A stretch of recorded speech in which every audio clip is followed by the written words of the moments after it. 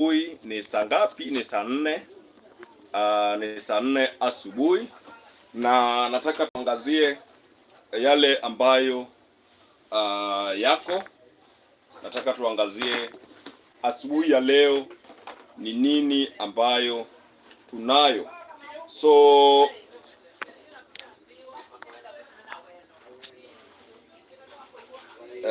let's focus. Wacha tuangazie ni yapi ambayo yanagonga vichwa vya habari. Tuangazie ni yapi ambayo yanagonga vichwa vya habari. Let's ndani ya asubuhi. Ndani ya asubuhi. Yes, mwalimu. Nale. Chincha niluonga nan garaka. Nala gimoro matek na yunge chicha. Sawa sawa. Ko intie? Anti baba. Nan bende. Nan live.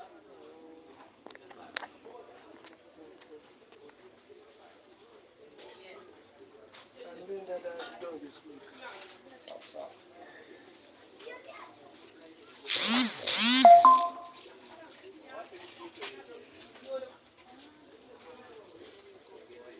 So tunaangazia yale ambayo yanazidi kufanyika.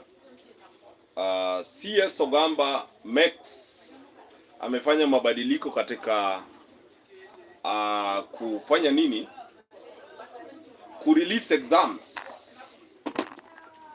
Amefanya mabadiliko makubwa katika kutangaza matokeo ya mtihani wa KCSE. Amefanya mabadiliko makubwa katika mchakato wote.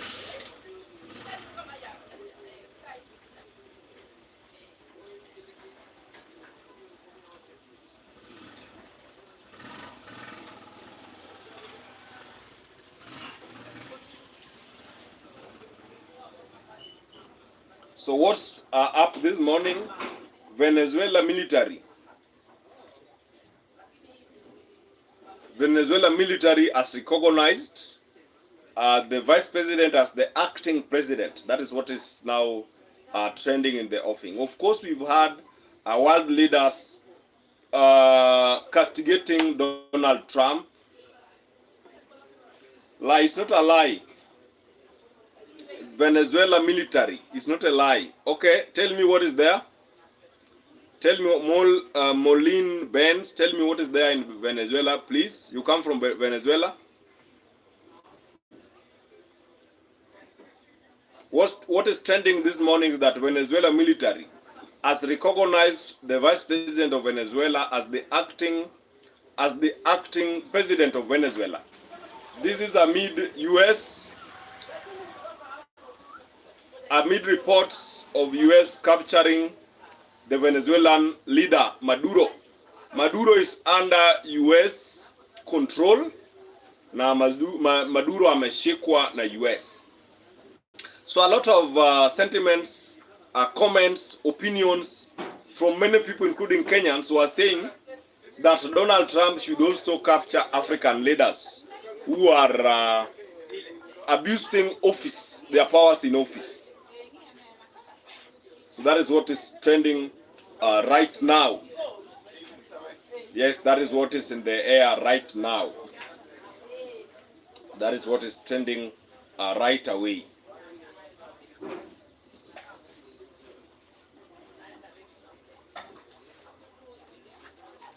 Yes. Another issue is that action taken against Babu, against Robert Alai after his attempt. So action has been taken against Robert Alai for trying to shoot Babu Owino. So Robert Alai had attempted to shoot Babu Owino, and now some action seems to have been taken. So police have confiscated a firearm belonging to Robert Alai. He had attempted to shoot Babu Owino on the head.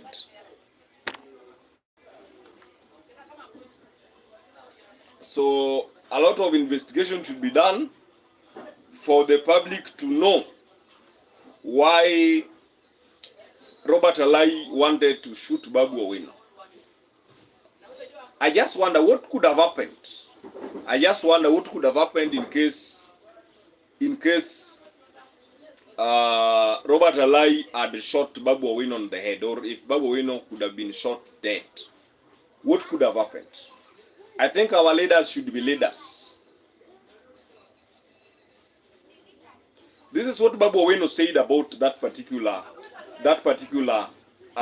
story of Robert Alai attempting to shoot him. So this is Robert Alai. I want to read the statement. I drove myself to the venue and arrived at approximately 3:40 p.m. We held our discussions for about 20 minutes, after which I stood up to leave. As I was departing, I noticed a group of people known to me seated at an adjacent table. Out of courtesy, I approached the table and greeted those present, including the MCA for Kileleshwa.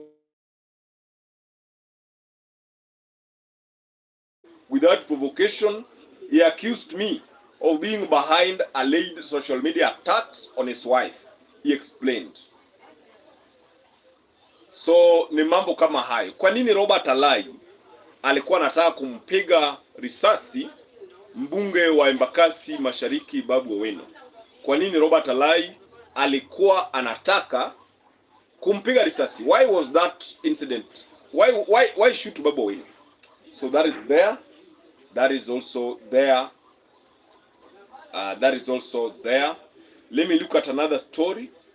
Let me look at another story. Let me look at another story. We have the issue of bombshell, Gachagua's bombshell. Gachagua's bombshell, where Gachagua, Rigathi Gachagua, the former deputy president, is accusing President William Ruto of shielding drug lords in the country. That is what is also in the trending list. Michael Hawi Baraka, thank you so much. Good morning. And Michael is only 10 years old, and is turning around the YouTube arena, is turning around the communication arena.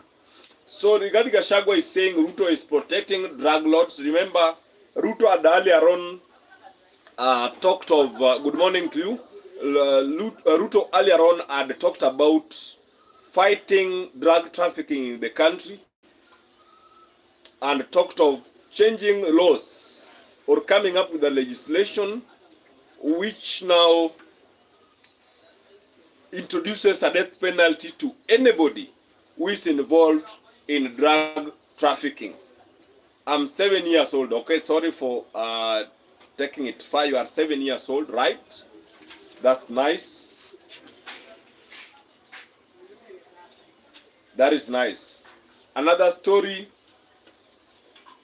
that is trending is this. John Badi is saying, you must release the jungle. Answering or directing this to Sifuna. So according to CS for Treasury John Mbadi, Sifuna must be released by the ODM party under Uhuru Odinga to join any other political party you wish.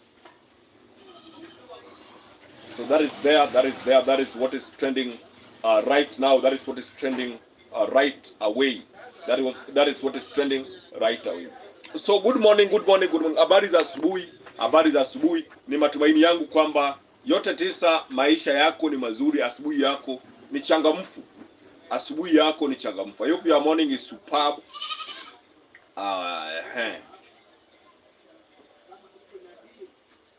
I hope your morning is superb. Let me look at this. Let me try and focus on this.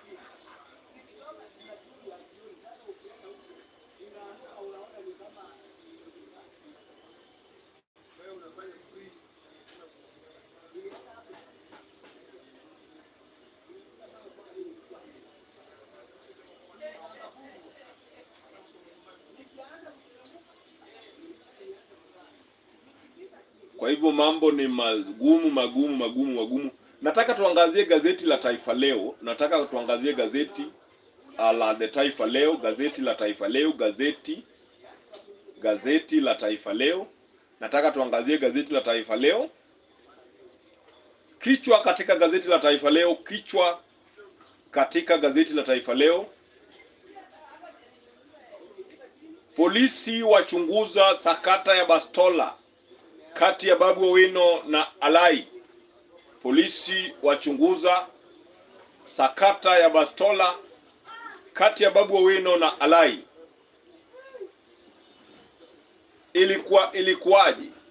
Ilikuwaje? Mwakilishi wa wadi ya Kileleshwa Robert Alai kutaka kumpiga risasi Babu Owino. Ilikuwaje Babu Owino karibu apigwe risasi? Ilikuwa vipi hadi ikafika wakati au mahali Robert Alai anatoa bastola yake kumpiga risasi Babu Owino? Ilikuwaje? Ndio tunaangazia katika muda usiokuwa mrefu. Tuangazie issue nyingine katika gazeti hili. So hakikisha kwamba pata gazeti lako la Taifa Leo ili mambo yawe mazuri sana. Madaktari wakosoa waliounga miujiza ya maombi. Madaktari wakosoa waliounga miujiza ya maombi. Yes sir. Inade. Madaktari, baraza la madaktari na wataalamu wa meno Kenya, yani KMPDC, ambalo hutoa leseni kwa madaktari, limesuta vikali madaktari waliofika katika mkutano wa Injili wa kiongozi wa kanisa la Repentance and Holiness Nabii David Uhuru, ambapo walidhibitisha uponyaji wa wagonjwa mbalimbali kupitia maombi. Baraza limeahidi kuwa litachukua hatua zinazofaa dhidi ya madaktari hao, ikiwa ni pamoja na hatua za kisheria. Baraza la madaktari limekosoa vikali wale madaktari ambao waliidhinisha walioponywa katika maombi maalum kule maeneo ya Menengai. I think this one I talked about it. I just want to ask about this. Prophet Uhuru, give me a coconut, the supreme one. I don't know, I'm not from Mombasa, I don't have a coconut. So, this is it. Yes, this is it. I don't know whether Prophet Uhuru performs healing the way it is alleged. So according to the doctors, kwa hivyo madaktari hawaamini kwamba wale watu 30 waliponywa. Maybe we will look for one victim from the prayers at Menengai who was healed by Uhuru to tell us the truth. Because what normally happens, there was this story which was done way back by Mohamed Ali of Jichopevu, about these people healing people. And one of the victims once said in that episode of Jichopevu that you go there, people who are healed, they don't have any sickness. So if they don't have any sickness, they'll go there and say, I am healed from HIV positive. A doctor will come, confirm whether they are HIV positive or negative. Of course, if you don't have any sickness and you have claimed that you have been healed, in short, it is a collaboration. It is an inside job. Kwa hivyo wale wanaponywa sio wagonjwa, ni mtu anaenda pale hana ugonjwa but anafanya nini? Anadanganyana tu ati ameponywa. So madaktari watakuwa madaktari ni kama wamejua hiyo mpango, ni kama wamelipwa, something like that. Wacha tuangazie tena issue nyingine. Wacha tuangazie issue nyingine kutoka Taifa Leo tu. Wacha tuangazie issue mzima ya Taifa Leo, tuangazie issue nyingine alafu tutafunga kazi.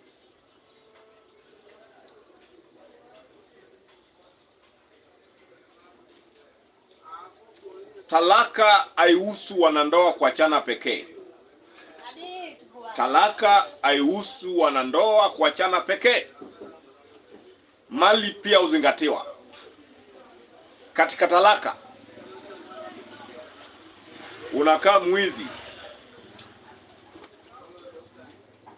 Wacha matusi bwana, wacha matusi. Tusifikishane hapo, wacha matusi bwana.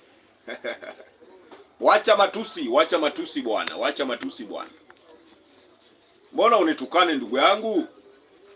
Mbona unitukane? Mbona unitukane kwa sababu ya hii nguo? Kwa sababu ya hii nguo wacha nifunge vizuri. Matusi haisaidii. Matusi haisaidii. Mbona unitusi? Mbona unitusi? Matusi haisaidii, tujengane. Talaka haihusu wanandoa peke yake. Mali pia uzingatiwa. Kwa hivyo talaka ni divorce. Kama nyinyi mko kuachana, munaangalia when we got married with my woman or your husband or your man, the amount of money you made, what are you living in that marriage if you are a woman? If you are a man, what is she living you with? Okay? Tupatane hapo. Anakuacha aje na unamwacha aje na munaachana aje. Tafuta gazeti lako la The Standard ili la Taifa Leo kunradhi, ili uangalie ni yepi ambayo yanajiri katika muda usiokuwa mrefu. Ni asubuhi saa 4 na dakika 24. Wacha tuangalie hili. Wacha tuangalie hii gazeti gani? Tuangalie The Standard.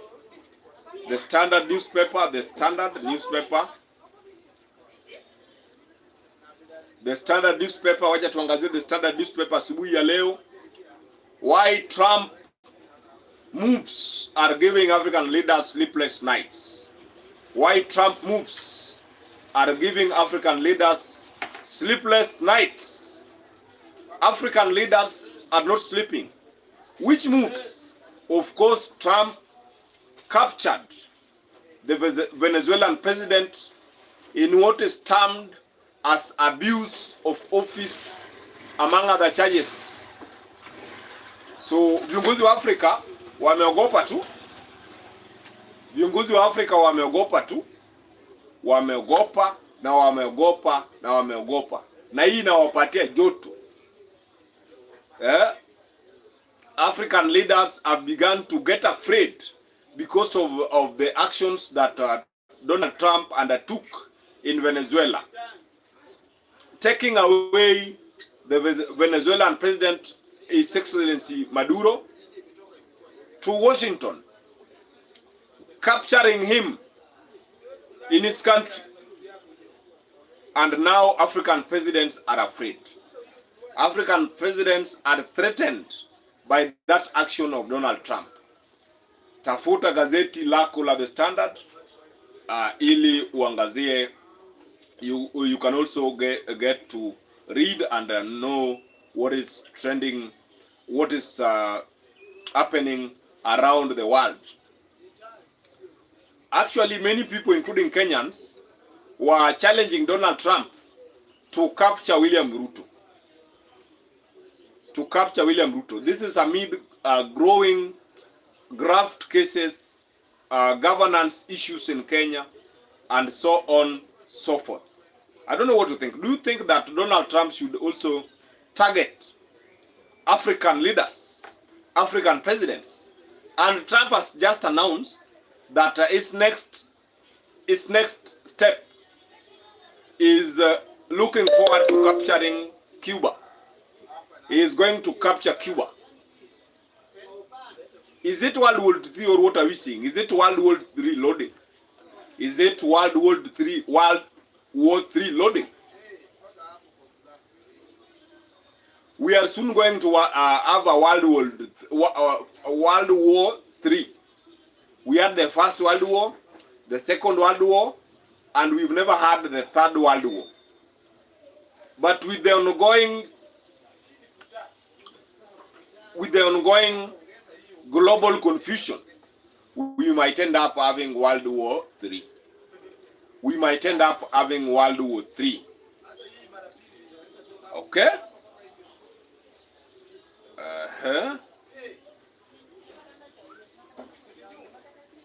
Of course, another issue that is rocking the nation.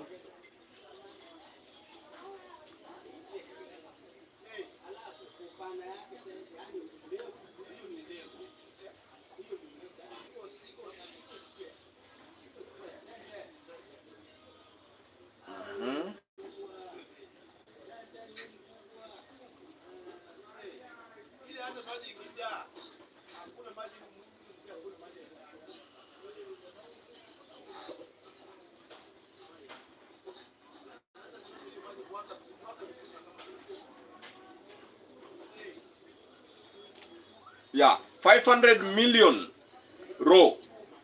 500 million shillings raw. Okay, good question. What would your country do if America invades them? I don't think America can invade Kenya. I don't think America can invade Kenya. I don't think America can invade Kenya. Number one, Kenya is a non-NATO ally. Number two,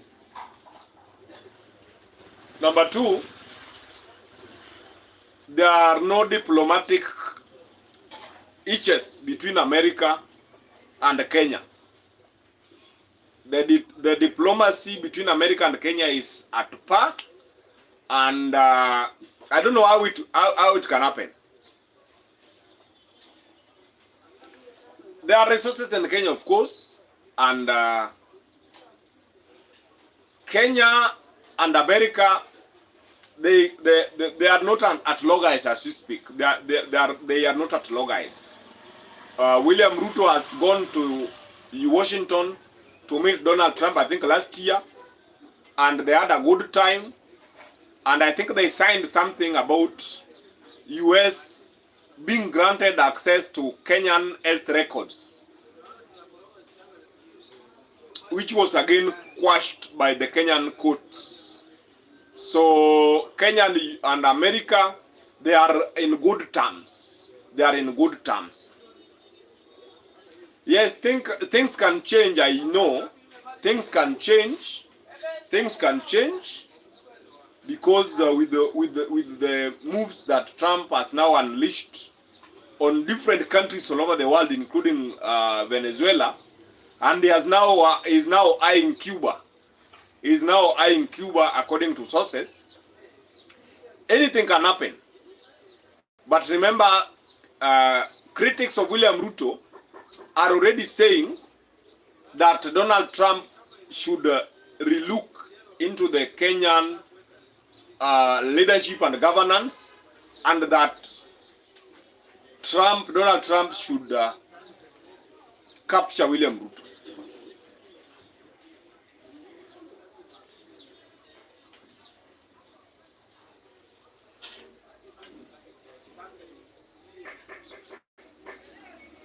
Yeah, things can change. I don't deny things can change. Things can change.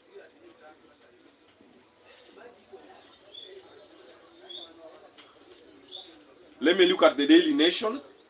Let me look at the Daily Nation.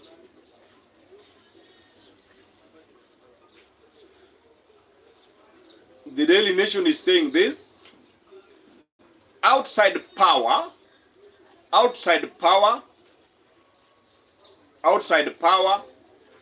Uhuru Kenyatta is still starring 2027 foods, that Uhuru has some control outside power even as we head to 2027 general elections. Ati Uhuru hakuna nguvu bwana. Uhuru hakuna nguvu tena nyingi ya kufanya influence ya siasa ya 2027 ya presidency. Kwamba Uhuru Kenyatta bado hakuna nguvu sana according to Daily Nation. Uhuru Kenyatta hakuna nguvu sana, nguvu nyingi ya kushawishi kura ya urais mwaka wa 2027. Na kweli Uhuru tulimwona katika matanga ya Cyrus Jirongo ambayo ilifanyika tu mwaka jana, na katika hilo matanga ya Cyrus Jirongo Uhuru dared William Samoei Ruto. Kipilimo. Uhuru wako na nguvu, sikatai. Uhuru wako na nguvu nyingi sana. Wacha tuangazie ni yepi Uhuru aliweza kusema katika matanga ya Cyrus Jirongo. Let me get that sound. Kwa sababu nilikuwa pale matangani. Na Uhuru akasema tu, jenga chama yako kama we ni mwanaume. Aliambia William Ruto. Wacha nitafute. Aliambia William Ruto, jenga chama chako. Vile Jirongo alijenga chama chake. Wacha kuharibu chama ya wengine. Wacha nicheze hii. Hebu tusikize. Mtu akishindwa njia ya kujipendekeza kule anataka kujipendekeza, lazima atafute mtu aseme, unajua watu wanakataa kusikiza kwa sababu ya ule, kwa sababu ya huyu. Toa hiyo fikira mbovu, kwenda ongea na wananchi. Unda na usimamishe chama chako. Kuwa na sera zako kama mwanaume, kama Cyrus. Sio kuzunga huko ukitoa mambo ya upuzi ambaye haipeleki nchi pahali. So that is Uhuru Kenyatta. Ama mimi ndio nimesikia mbaya. Wacha upuzi. Uhuru kweli aliambia Ruto aache upuzi.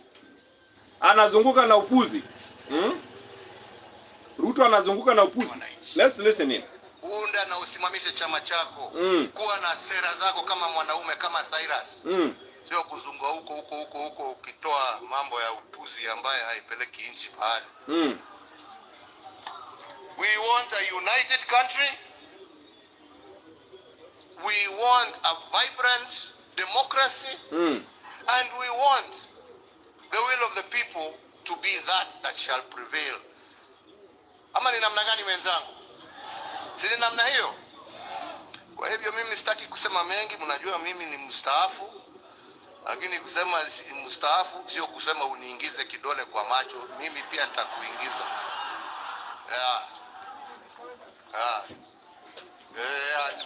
Hatuogopi la. Tuheshimiane. Si ni namna hiyo? Cyrus aliheshimu wote. Mimi namheshimu, naheshimu chama chake. Wale wengine wafanye hivyo. Hiyo ndio njia ya kujenga taifa letu, lakini sio siasa duni. Kwa hayo machache na mengi, nasema kwa familia, tukiwa pamoja na rafiki yangu hapa Gideon. Yes.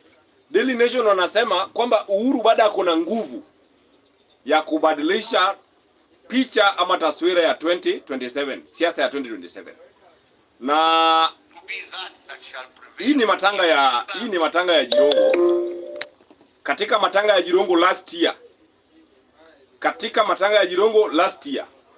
Uhuru bado hakuna nguvu. According to Daily Nation. Na akasema Ruto aache kuzunguka na nini na upuzi. Let me just repeat this one once again so that we go to the next step.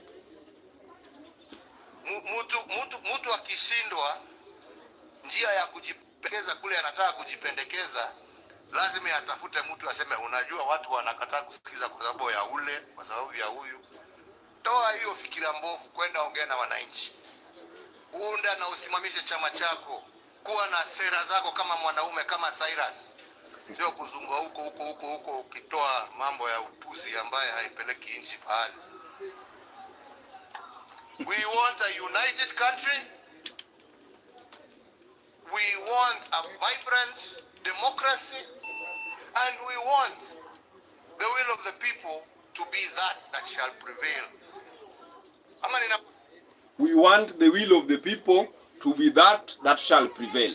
That is Uhuru Kenyatta.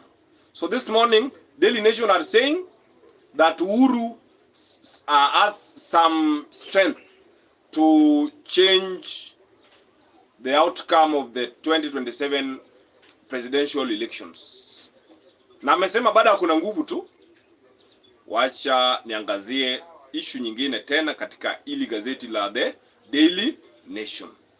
Wacha niangazie tena hili The Daily Nation. How top civil servants will reap big in 2 billion shillings pay rise. How top civil servants will reap big in 2 billion shillings pay rise.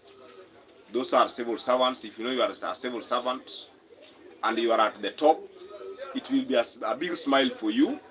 And that is it. Gachagua to Trump.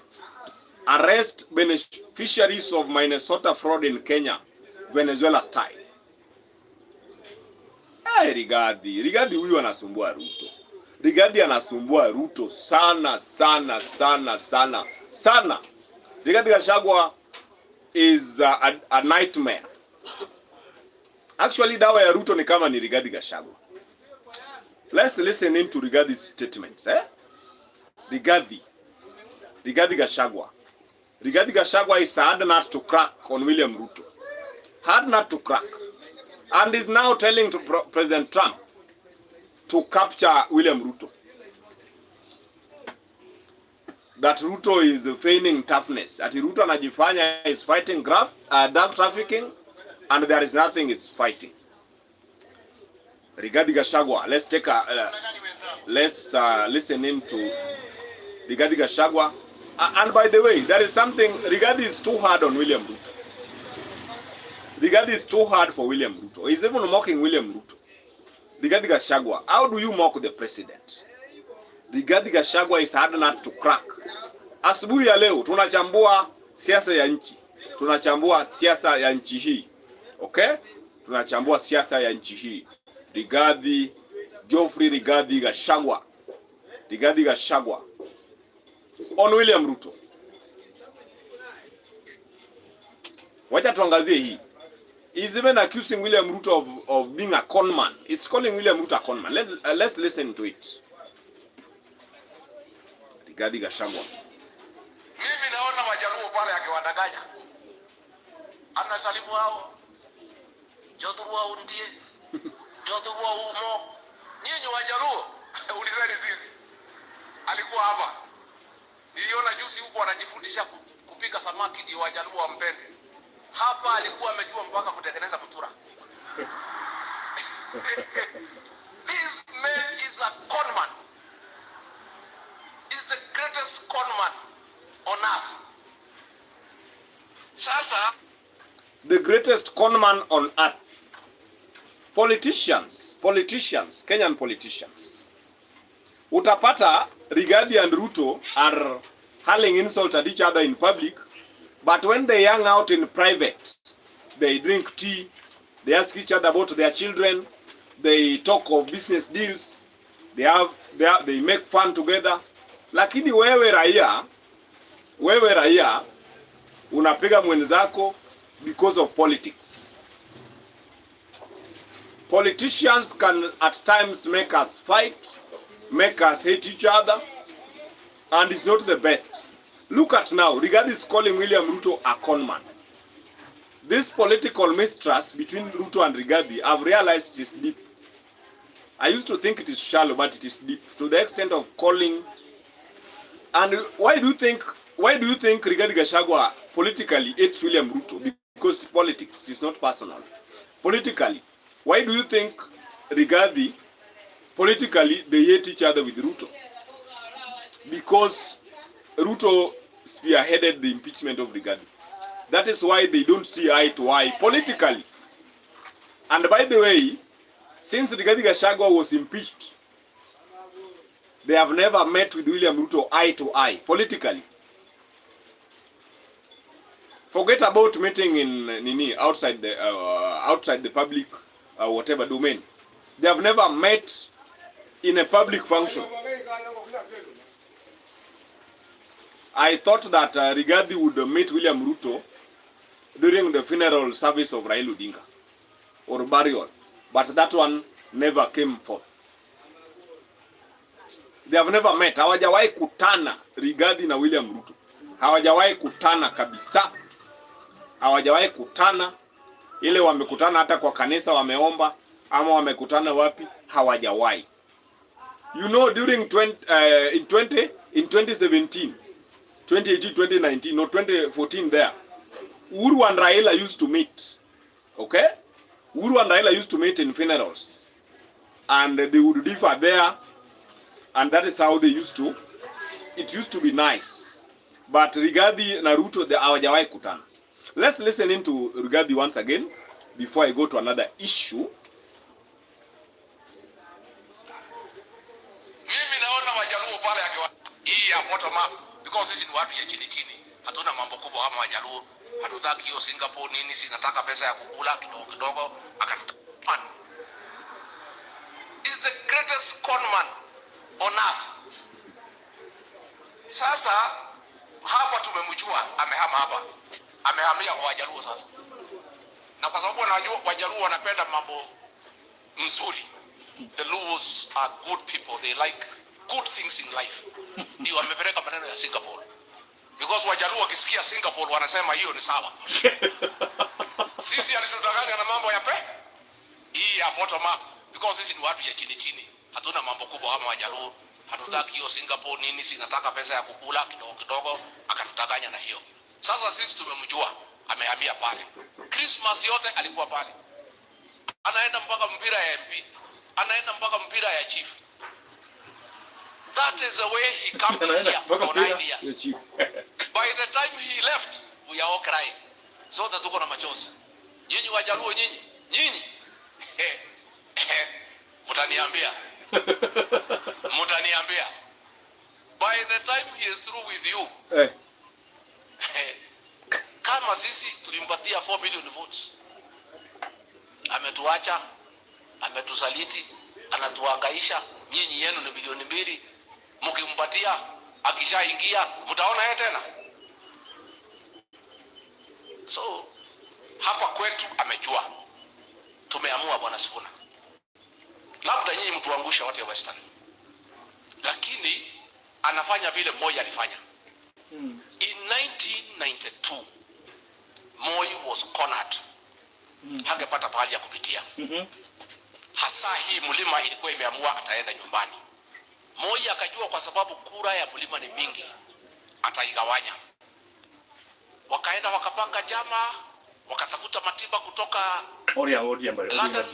Kibaki, tukasimama tukagawa kura. Matiba akapata 1.4, Kibaki akapata 1.1, 2.4. Moi akapita na 1.9. Mimi naona Wajaluo pale akiwadanganya. Bwana waje dili bwana. Anasalimu hao. Hapo wanajalita wa. Jodhurua undie. Jodhurua umo. Nyinyi Wajaluo ulizeni sisi. Alikuwa hapa. Niliona juzi huko anajifundisha kupika samaki ndio Wajaluo wampende. Hapa alikuwa amejua mpaka kutengeneza mtura. This man is a conman. Is the greatest conman on earth. Sasa hapa tumemjua amehama hapa. Amehamia kwa Wajaluo sasa. Na kwa sababu wanajua Wajaluo wanapenda mambo mzuri. The Luos are good people. They like good things in life. Ndio wamepeleka maneno ya Singapore. Because Wajaluo wakisikia. Yes. Swali ambayo nataka kuuliza yule ambaye yako Mount Kenya, mahali popote ulipo, asubuhi hii. Do you think Kikuyus are not in government? Do you think the Murema people are not in government? And is it the politics of Kenya which is changing, or what is happening? Because as we speak, I don't think William Ruto is too tribal. I don't think he's that tribal because we have 8 CSS from Central. We have around 16 PSS from Central. We also have the deputy president from Central. But still, the Kikuyu nation are against William Samoei Ruto. Is it because Ruto made a truce with the Luos? Or is it because William Ruto impeached deputy president? Are the people of Mount Kenya loyal to Rigathi Gachagua to the manner that even if William Ruto appoints Mama Ngina to be the CS for finance, they will still hate William Ruto? Tell me in the comment section. For instance, even if William Samoei Ruto for now appoints Dorcas Gachagua to where John Mbadi has been appointed, do you think the people of Mount Kenya will still hate William Samoei Ruto? Let us talk facts here.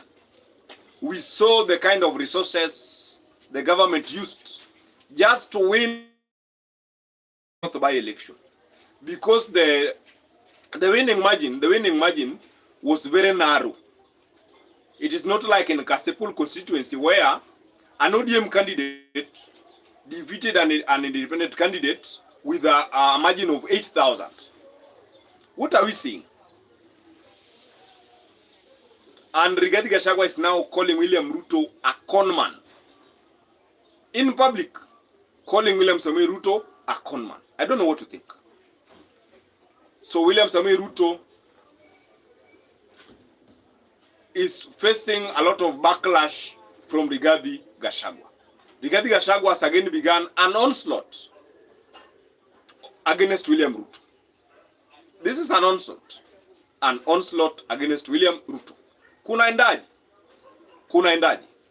Wakikuyu wanaona Rigathi kama kiongozi wao, na hata Ruto afanya appointment gani bado tu. We all saw that woman who was heckled.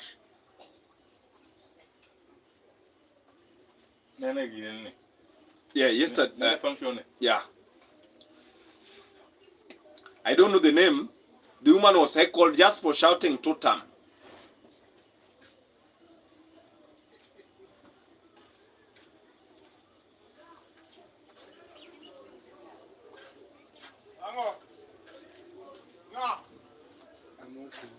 Ber? Maber. Karibu. Mbona umesimama tu?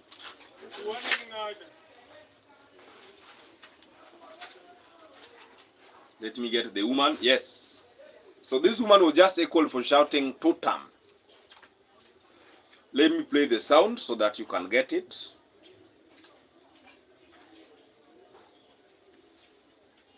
Mimi nawaambia mimi sio wa one term, mimi ni wa two term kwa sababu mimi Mugani ni wa two term. Na ni wa two term.